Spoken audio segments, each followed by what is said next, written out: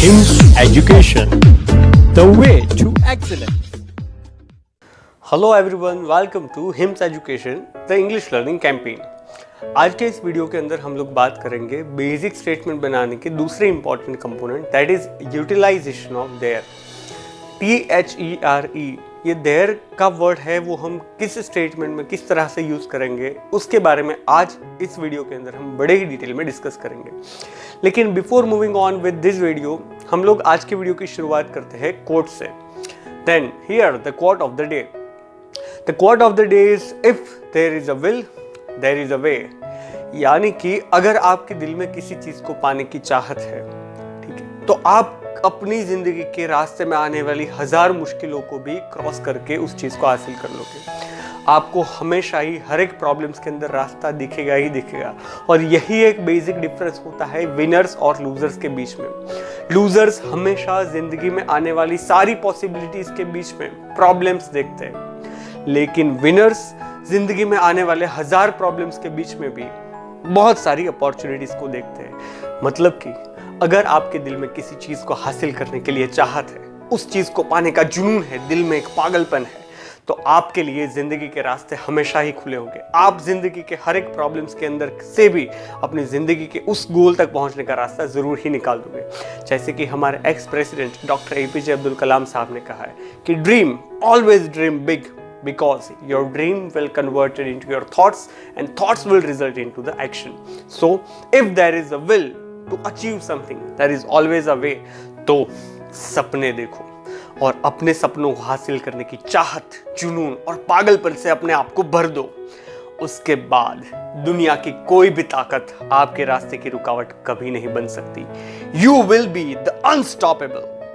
So आज के इस पॉजिटिव ड्रिंक के साथ, आज की इस पॉजिटिविटी के साथ अपने इस वीडियो की शुरुआत हम लोग करते हैं। And let's understand this topic, that is utilization of there, slowly and steadily along with Hims education. It is the way to excellence. हमारे पिछली वीडियोस के अंदर हम लोगों ने बात करी थी कि अंग्रेजी लैंग्वेज के 3 लेवल है। बेसिक लेवल के स्टेटमेंट, यानी कि इन स्टेटमेंट्स के अंदर वर्ब यानी कि क्रियापद नहीं आता। दूसरा लेवल आता है ग्रामर सेक्शन, जहां पर नॉट टेंसेस आते हैं, उसके एक्टिव वॉइस और पैसिव वॉइस आता है। और थर्ड लेवल था, वो था एडवांस्ड लेवल, जहां पर भी आपको इन सारी चीज़ों की एप्लीकेबिलिटी आती है if you want to be author or poet, right. तो आज के इस वीडियो के अंदर हम बेसिक स्टेटमेंट बनाएंगे और उसी के अंदर कुछ एक्सरसाइजेस करेंगे। बेसिक स्टेटमेंट का मतलब होता है कि ऐसे स्टेटमेंट कि जिसके अंदर क्रियापद यानी कि वर्ब नहीं आता है, इज इट। और use of there, that is THERE, there word का यूज इसी तरह के बेसिक स्टेटमेंट बनाने वाले स्टेटमेंट में से एक है। चलिए, तो सबसे पहले ये समझते हैं कि देयर वर्ड का फाउंडेशन क्या है और कौन कौन से तरह के स्टेटमेंट होता है कि जिसके अंदर देयर वर्ड का यूज होता है। तो देयर का यूज होता है किसी भी काल में, किसी भी वाक्य में, किसी भी व्यक्ति, वस्तु या स्थल का निर्देश करने के वक्त देयर का उपयोग होता है। आई रिपीट, कोई भी टेंस हो, चाहे वर्तमान काल, भूतकाल या भविष्य काल, उसमें कोई भी स्टेटमेंट आप बना रहे हो, उसमें कोई व्यक्ति किस जगह पर है या फिर कोई वस्तु किस जगह पर है या तो फिर कोई स्थल अगर कहीं पर है, तो उसका निर्देश करने के लिए देयर वर्ड का यूज होता है। जैसे कि हम लोग कुछ एग्जाम्पल देखते हैं, जैसे कि भारत में गंगा नदी है। इस स्टेटमेंट के अंदर गंगा नदी कहाँ पर है, तो उसका जवाब आता है भारत में। तो इसका अंग्रेजी करने के लिए देयर का यूटिलाइजेशन होगा। जैसे कि अहमदाबाद में काकरिया लेक है। जैसे कि कोई एक स्थल है, वो कहाँ पर है, तो उसका नाम आया काकरिया लेक, वो कहाँ पर है, अहमदाबाद में, तो इसके अंदर देयर का यूटिलाइजेशन होगा। जैसे कि अमेरिका में कई भारतीय थे, भारतीय व्यक्ति है, वो कहाँ पर थे, अमेरिका में थे, तो अमेरिका में कई भारतीय थे, तो इस वाक्य का अंग्रेजी करने के लिए देयर का वर्ड का यूज होगा।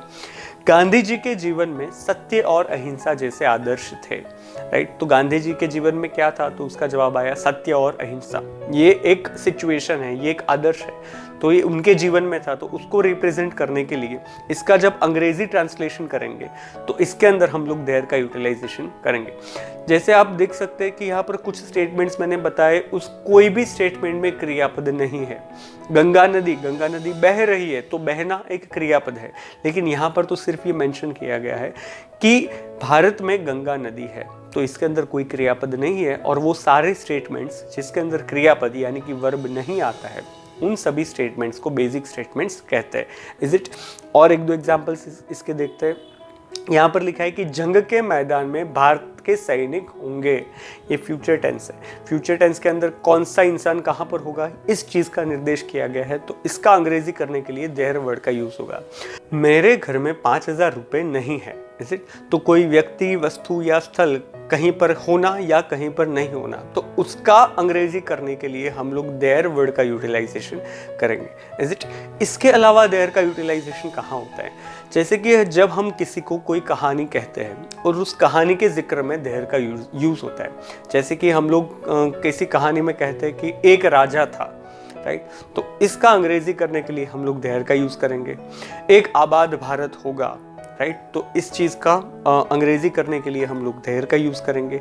एक जंगल था और उसमें कई सारे जानवर थे, राइट? तो देखो, इस तरह के स्टेटमेंट्स बनाने के लिए भी देयर का यूज होगा। जब इस तरह के कुछ स्टेटमेंट्स को आप इंग्लिश में कन्वर्ट करोगे, राइट, तभी हम लोग देयर का यूज करेंगे।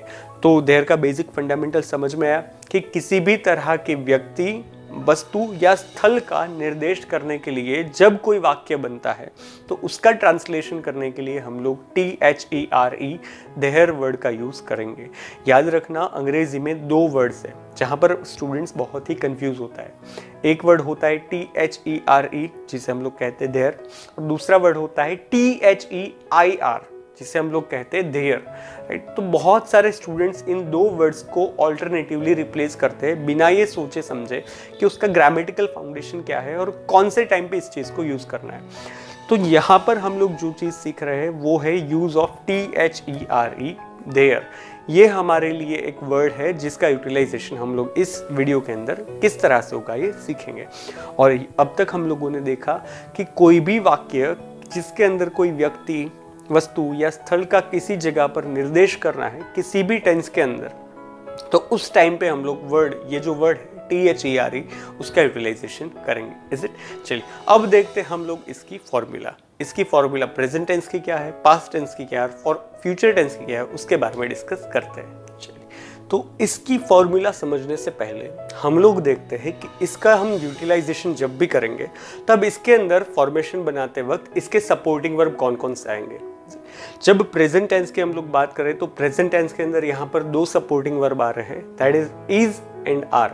अब सवाल ये है कि यहाँ पर एम क्यों नहीं आ रहा है? जैसे कि प्रेजेंट टेंस के 3 सपोर्टिंग वर्ब है, that is am, is and are.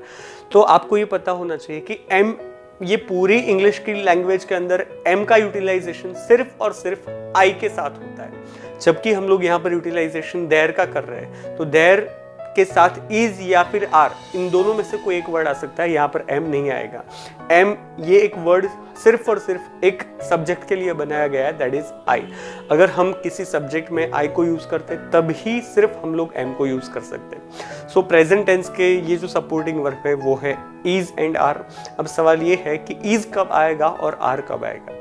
तो बड़े ही आराम से समझिए कि जब आपका ऑब्जेक्ट सिंगुलर फॉर्म में है तब आप इज को यूज करेंगे, और जब आपका ऑब्जेक्ट प्लूरल फॉर्म में है तब आप आर को यूज करेंगे। से फॉर एग्जाम्पल, हमने पिछले एग्जाम्पल में देखा कि भारत में गंगा नदी है, राइट? तो गंगा नदी एक ही है, ये एक से ज्यादा नहीं है, ये ऑब्जेक्ट का सिंगुलर फॉर्म है, तो इसके लिए हम लोग इज का यूटिलाइजेशन करेंगे।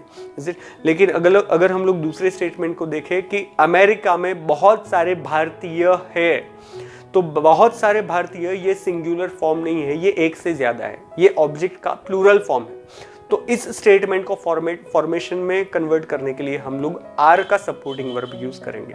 Is it? So present tense के दो सपोर्टिंग वर्ब है, एक है इज और दूसरा है आर। सिंगुलर फॉर्म के साथ इज का यूटिलाइजेशन होगा और प्लूरल फॉर्म के साथ आर का यूटिलाइजेशन होगा। जिस तरह से प्रेजेंट के इज और आर है, उसी तरह से पास्ट टेंस के सपोर्टिंग वर्ब है was and were. Is it? अब वॉज का यूज कब होगा और वेयर का यूज कब होगा? वॉज का यूटिलाइजेशन होगा ऑब्जेक्ट के सिंगुलर फॉर्म के साथ। भारत में एक गंगा नदी थी, तो इसका अंग्रेजी करने के लिए वॉज का यूटिलाइजेशन होगा।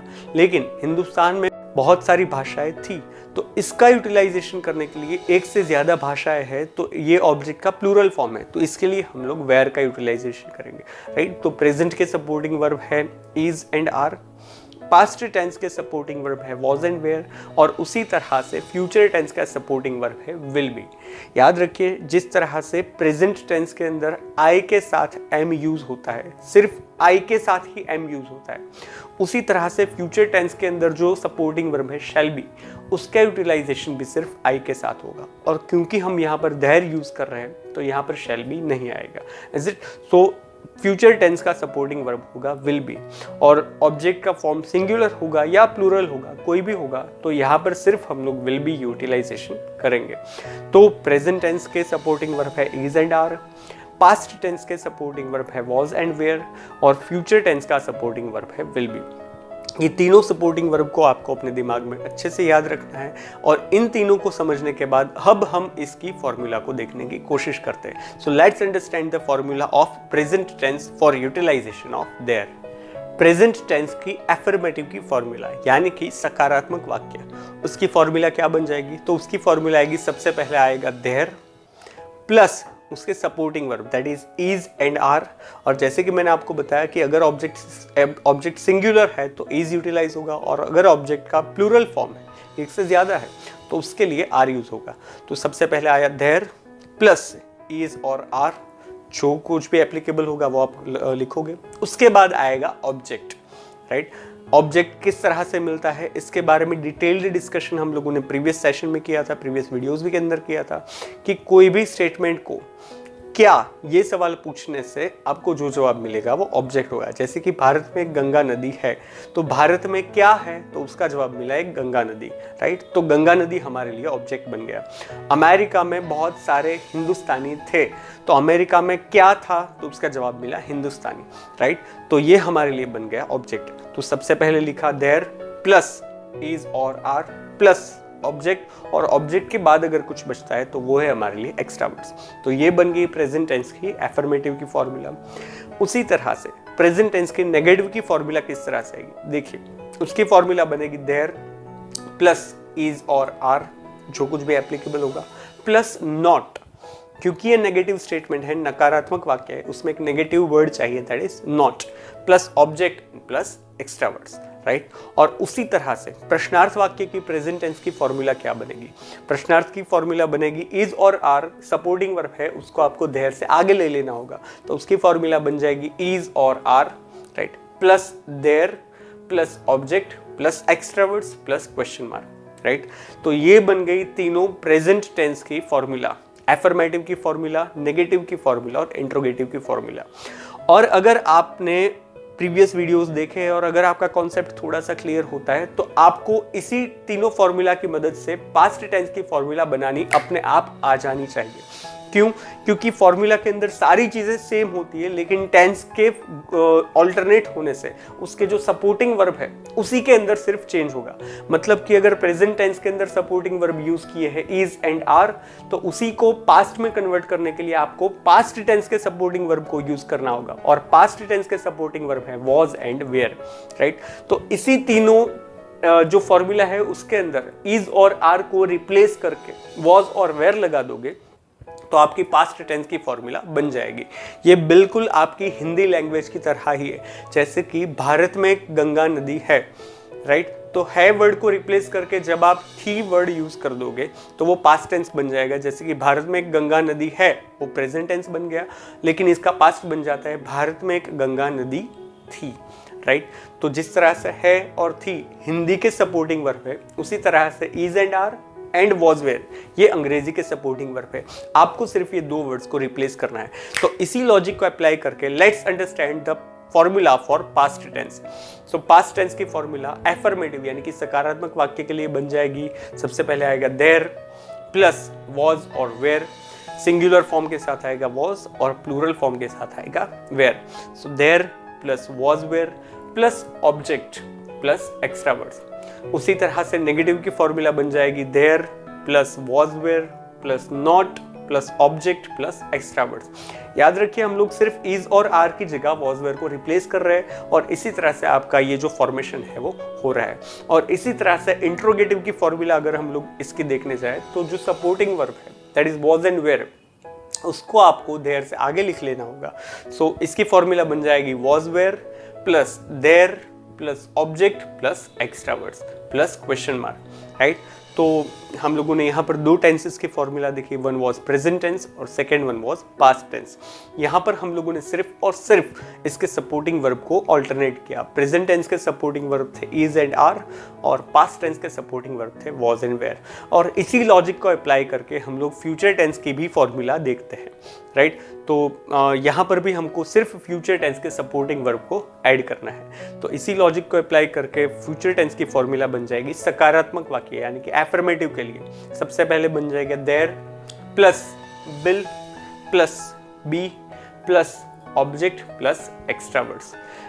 प्रेजेंट के सपोर्टिंग वर्ब थे इज आर, उसको रिप्लेस करके पास्ट के सपोर्टिंग वर्ब लगाए वाज एंड वेयर, तो वो बन के पास्ट के टेंस, और उसी को रिप्लेस करके हम लोग फ्यूचर के सपोर्टिंग वर्ब लगाएंगे दैट इज विल बी, तो वो बन जाएगा फ्यूचर टेंस।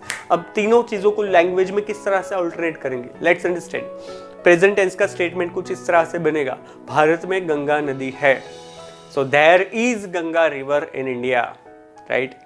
दूसरा, भारत में गंगा नदी थी, तो इज को निकाल के वॉज लगा दो, तो there was Ganga river in India.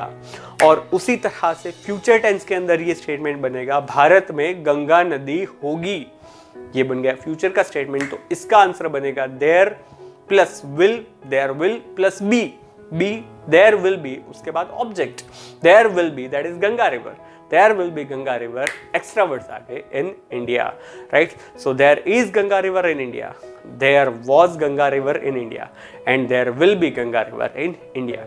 इस तरह से तीनों टेंसेस के जो स्टेटमेंट्स है वो इस फॉर्मूला को अप्लाई करके बनेंगे, राइट। अभी नेगेटिव की फॉर्मूला फ्यूचर टेंस के देखते हैं।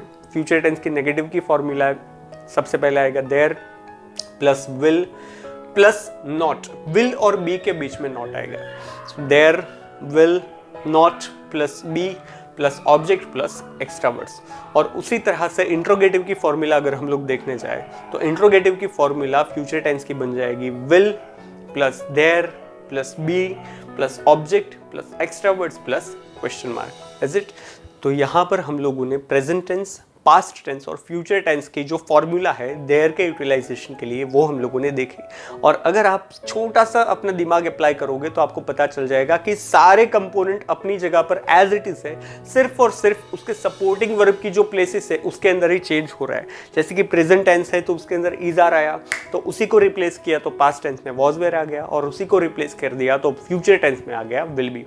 बाकी there, object and extra words, all these components remain same at its places, वो सारी चीजें अपनी जगह पर as it is है, is it? तो चलिए हम लोगों ने ये तीनों टेंसेस की फॉर्मूला सीख ली, तीनों टेंसेस के जो तीनों फॉर्म्स है एफर्मेटिव, नेगेटिव और इंट्रोगेटिव, इस तीनों की फॉर्मूला देखी। अब हम लोग कुछ स्टेटमेंट की एक्सरसाइज इसके साथ करते हैं और देखते हैं कि इसकी जो प्रैक्टिस है, इसकी जो फॉर्मूला है वो किस तरह से एप्लीकेबिलिटी होती है। तो सबसे पहला स्टेटमेंट देखते हैं। सबसे पहला स्टेटमेंट यहाँ पर लिखा है भारत में कई सारी भाषाएं हैं, राइट। तो ये प्रेजेंट टेंस का स्टेटमेंट है। और दूसरा, यहाँ पर स्टेटमेंट पढ़ के हमको समझ में आया कि यहाँ पर किसी चीज़ का निर्देश किया गया है किसी जगह पर होने का, तो इसके लिए हम लोग यहाँ पर देयर का यूटिलाइजेशन करेंगे। तो इस चीज़ को दिमाग में फिट करके हम लोग अभी इस चीज़ की फॉर्मूला अप्लाई करते हैं।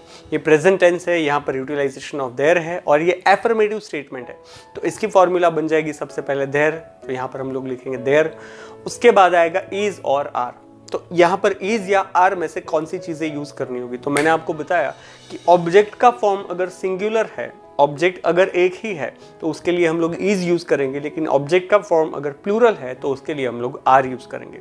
यहाँ पर ऑब्जेक्ट है कई सारी भाषाएं, कई सारी भाषाएं, वो एक से ज़्यादा है, तो ऑब्जेक्ट का फॉर्म प्लूरल बन गया, तो उस हिसाब से हम लोग यहाँ पर यूटिलाइजेशन करेंगे आर।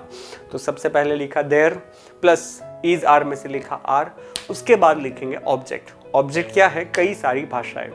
कई सारी भाषाएं को इंग्लिश में कहते हैं मैनी लैंग्वेजेस, राइट। तो सबसे पहले लिखा there plus are plus many languages, there are many languages. इसके अलावा जो कुछ भी बचता है वो आ जाएगा extra word, that is Bharat में, तो उसका इंग्लिश बन जाएगा इन इंडिया। तो इस हिसाब से भारत में कई सारी भाषाएं हैं, इसका इंग्लिश बन जाता है there are many languages in India. अगर इसी चीज़ का नेगेटिव करने चाहे तो ये नेगेटिव बन जाएगा भारत में कई सारी भाषाएं नहीं है, राइट। तो उसका इंग्लिश बन जाएगा there plus are, there are, उसके बाद आ जाएगा word not, there are not, object and extra words अपनी जगह पर एज इट इज है, तो उसको पूरा करेंगे तो उसका आंसर आएगा there are not many languages in India. और इसी तरह से इसको अगर इंट्रोगेटिव में कन्वर्ट करेंगे तो इसका सवाल बन जाएगा क्या भारत में कई सारी भाषाएं हैं, right.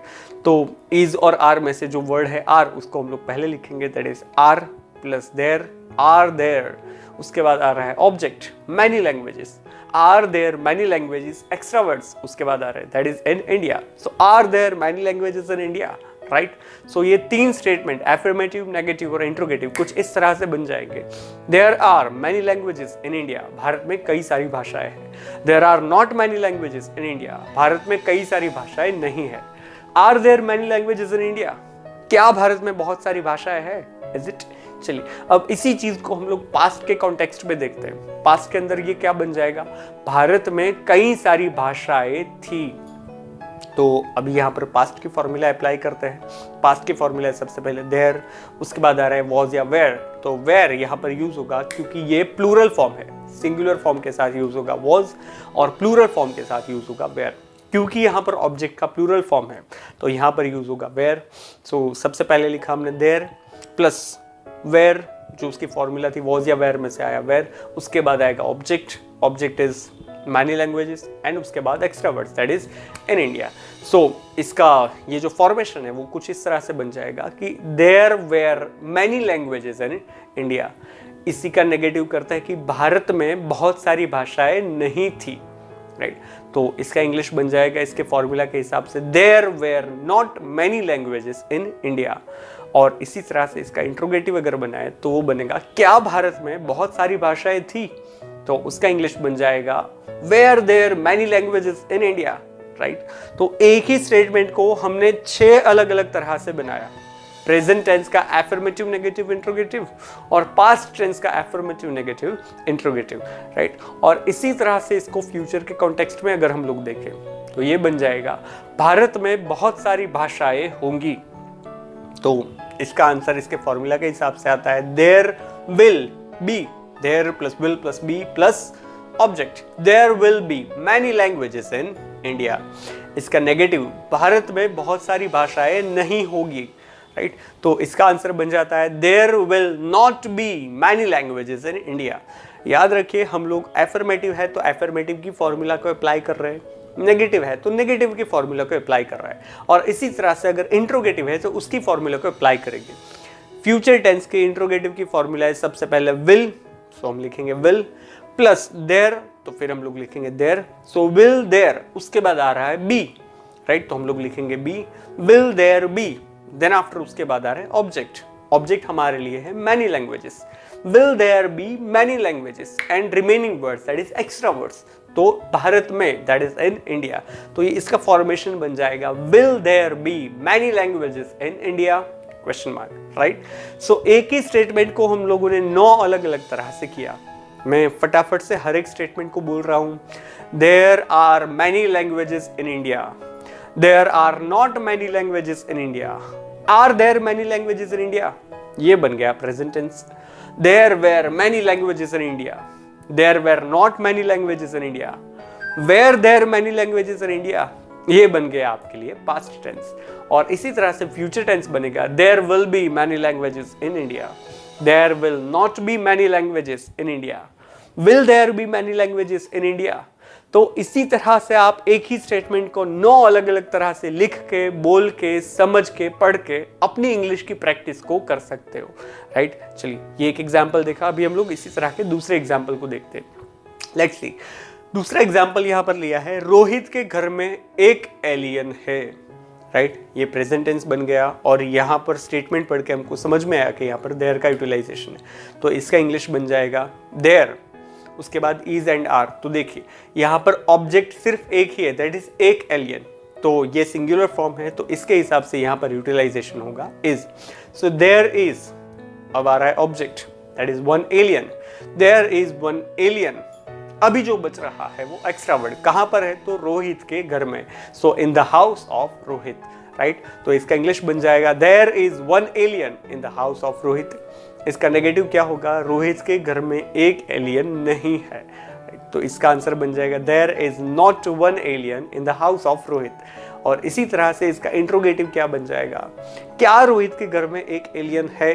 So is there one alien in the house of Rohit, ये बन गए प्रेजेंट टेंस के एफर्मेटिव, नेगेटिव एंड इंट्रोगेटिव।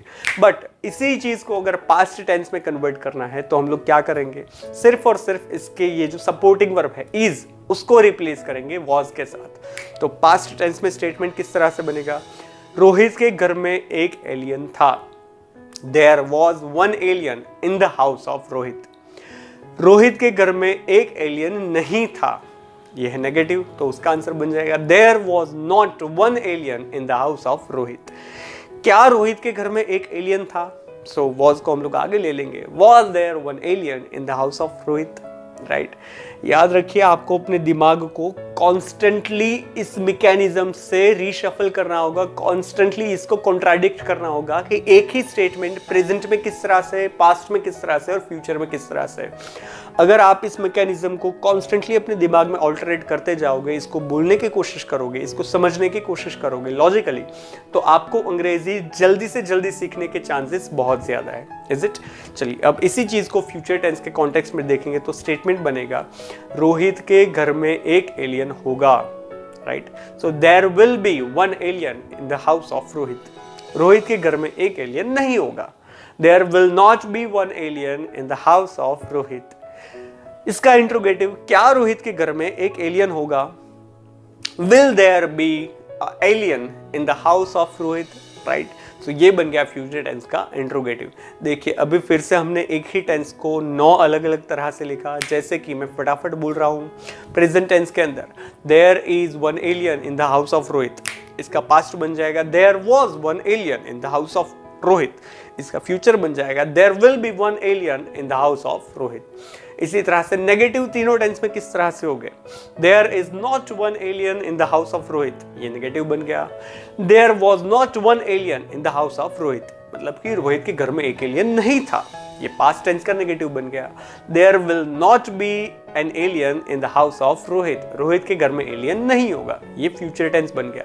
और इसी तरह से इंट्रोगेटिव किस तरह से बना, इंट्रोगेटिव बना is there an alien in the house of Rohit, ये बन गया प्रेजेंट टेंस का। पास्ट टेंस का बनेगा was there an alien in the house of Rohit, right. तो ये बन गया पास्ट टेंस का, क्या रोहित के घर में एलियन था। जिस तरह से इज को रिप्लेस करके वॉज लगाया तो पास्ट टेंस बन गया, उसी तरह से वॉज को रिप्लेस करके विल भी लगाओगे तो फ्यूचर बन जाएगा। सो फ्यूचर का इंट्रोगेटिव बन जाएगा will there be an alien in the house of Rohit, क्या रोहित के घर में एक एलियन होगा, राइट। सो ये स्टेटमेंट बन गए पास्ट, प्रेजेंट एंड फ्यूचर के। Is it? आई होप कि ये चीज आप समझ रहे हो कि अगर ऑब्जेक्ट सिंगुलर है तो हम लोग इज, वॉज और विल बी को यूज करेंगे प्रेजेंट, पास्ट और फ्यूचर में रिस्पेक्टिवली। लेकिन अगर हमारे पास ऑब्जेक्ट प्लूरल है तो हम लोग are, were and will be को यूज करेंगे present, past and future tense के अंदर। Is it? चलिए इसी चीज को और स्ट्रॉन्ग बनाने के लिए हम लोग कुछ और एग्जाम्पल देखते हैं। अभी हम लोग थोड़ा क्विकली जाएंगे। तीसरा एग्जाम्पल हम लोग देख रहे हैं कि संजय के जीवन में बहुत सारी तकलीफें हैं। Is it? ये प्रेजेंट टेंस है और स्टेटमेंट के ऊपर से पता चलता है कि इसके अंदर देयर का यूज होगा, तो इसका आंसर हम लोग बनाएंगे there are many problems in the life of Sanjay. Is it? देखिए मैनी प्रॉब्लम्स ये प्लूरल फॉर्म है, इसलिए हम लोगों ने आर को यूज किया। इसको नेगेटिव बनाएंगे कि संजय के जीवन में बहुत सारी तकलीफें नहीं है, राइट। तो इसका इंग्लिश बन जाएगा there are not many problems in the life of Sanjay. Is it? और इसी का इंट्रोगेटिव बनेगा कि क्या संजय के जीवन में बहुत सारी तकलीफें हैं, are there many problems in the life of Sanjay. Is it? देखिए तो ये प्रेजेंट टेंस का बन गया।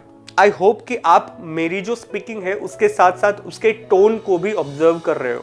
अगर आप एफर्मेटिव स्टेटमेंट बोल रहे हो तो उसका टोन अलग है, नेगेटिव स्टेटमेंट बोल रहा हूँ तो उसका टोन अलग है, और अगर क्वेश्चन पूछ रहा हूँ तो उसका टोन भी अलग है। उसी चीज़ को आपको ऑब्जर्व करना होगा और इसी चीज़ को अपनी स्पीकिंग के प्रैक्टिस के अंदर भी लगाना होगा। इसी चीज़ को पास्ट के अंदर हम लोग देखते हैं। पास्ट के अंदर ये स्टेटमेंट बन जाएगा संजय के जीवन में बहुत सारी तकलीफें थी, राइट। सो इसका आंसर बन जाएगा there were many problems in the life of Sanjay, right. इसका नेगेटिव बनेगा संजय के जीवन में बहुत सारी तकलीफें नहीं थी, there were not many problems in the life of Sanjay. ये बन गया नेगेटिव, उसका टोन भी ऑब्जर्व करिए, एफर्मेटिव का भी करिए। और इसी तरह से इसका क्वेश्चन बन जाएगा, क्या संजय के जीवन में बहुत सारी तकलीफें थी? तो टोन के साथ इसका आंसर बनेगा, were there many problems in the life of Sanjay, right. तो ये बन गया आपका क्वेश्चन मार्क, राइट। तो अब इसी तरह से इसके फ्यूचर के कॉन्टेक्स्ट को देखने जाए तो फ्यूचर का स्टेटमेंट बनेगा, संजय के जीवन में बहुत सारी तकलीफें होगी। There will be many problems in the life of Sanjay. इसका नेगेटिव बनेगा, संजय के जीवन में बहुत सारी तकलीफें नहीं होगी। There will not be many problems in the life of Sanjay. अब इसी का क्वेश्चन बनेगा, क्या संजय के जीवन में बहुत सारी तकलीफें होगी? Will there be many problems in the life of Sanjay.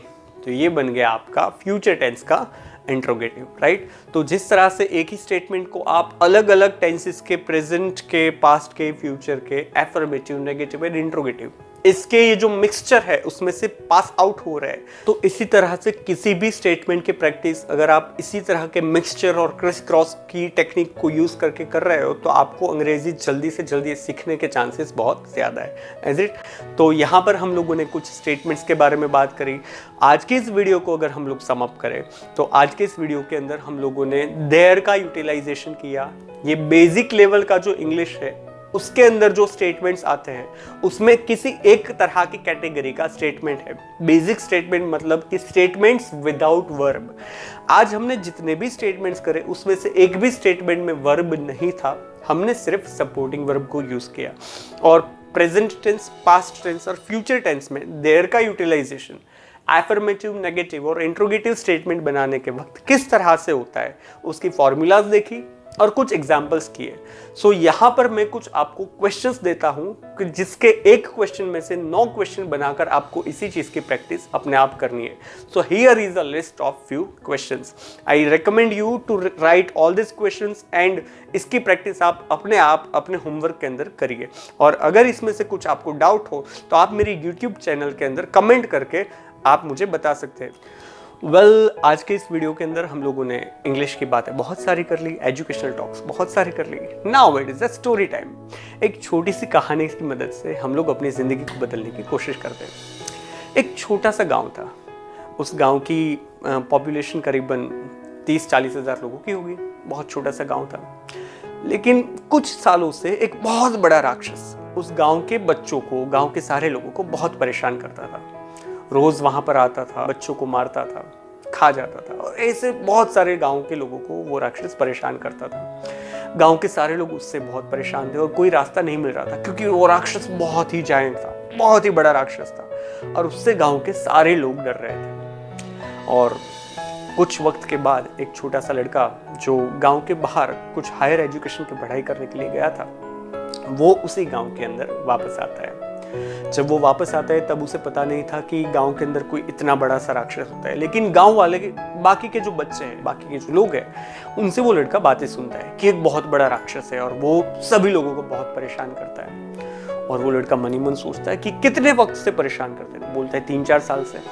तो बोलता है अच्छा 3-4 साल से वो सबको परेशान कर रहा है और सारे गाँव के लोग इतने डरे हुए हैं। तो वो गाँव के जो सरपंच है उसको बोलता है कि भाई गाँव की एक छोटी सी गैदरिंग कर दो, मीटिंग कर दो, मुझे गांव वालों से बातें करनी है। तो सरपंच सभी गांव वालों को बुलाता है और गांव वालों के सामने वो लड़का अपनी बात रखता है। वो लड़का कहता है कि इतने सालों से ये राक्षस हम सबको परेशान कर रहा है, तो क्या हम उससे लड़ नहीं सकते? तो गांव वालों ने जवाब दिया कि अबे तुम क्या जानो, तुम तो शहर से कुछ ही दिनों के पहले ही आए हो। वो बहुत ही बड़ा राक्षस है और तूने अभी उसको देखा नहीं है, वो बहुत ही डरावना है और हम सब उसका सामना नहीं कर सकते। वो इतना बड़ा है कि हम उसे मार ही नहीं सकते। तो वो लड़का बहुत ही शॉक में बोल रहा है और वो लड़का बोलता है कि वो इतना बड़ा राक्षस है और हम 50,000 गांव के लोग हैं, तो हम सब एक साथ मिलकर उसका सामना क्यों नहीं कर सकते? तो गांव के जो बड़े बुजुर्ग थे उसने कहा कि अरे तू तो छोटा है, तू तो शहर से आया है, तुझे नहीं पता वो इतना बड़ा राक्षस है कि हम उसका सामना कैसे कर सकते हैं? तो उस लड़के ने बड़े ही उत्साह के साथ जवाब दिया कि उसका शरीर अगर इतना बड़ा होगा, बहुत बड़ा होगा कि जितना आप सब लोग बता रहे हो, तो इसका मतलब ये हुआ कि हम कहीं से भी उस पर अगर वार करेंगे तो हमारा एक भी वार खाली नहीं जाएगा और हम चारों तरफ से उसको इतना मार सकते हैं कि वो हमारी इस जगह को छोड़ करके भाग सकता है। तो eight the end of the story यही हुआ कि पूरे गांव ने एक साथ मिल करके उस राक्षस को चारों तरफ से वार किया और वो राक्षस वहां से भाग गया। वेल, ये तो सिर्फ एक स्टोरी थी, लेकिन इस स्टोरी के अंदर फर्क क्या हुआ? गांव भी वही था, राक्षस भी वही थे, लोग भी वही थे, लेकिन फर्क कहां पर था? फर्क सिर्फ और सिर्फ उस बच्चे के एटीट्यूड में था। उस बच्चे के पास पॉजिटिव एटीट्यूड था।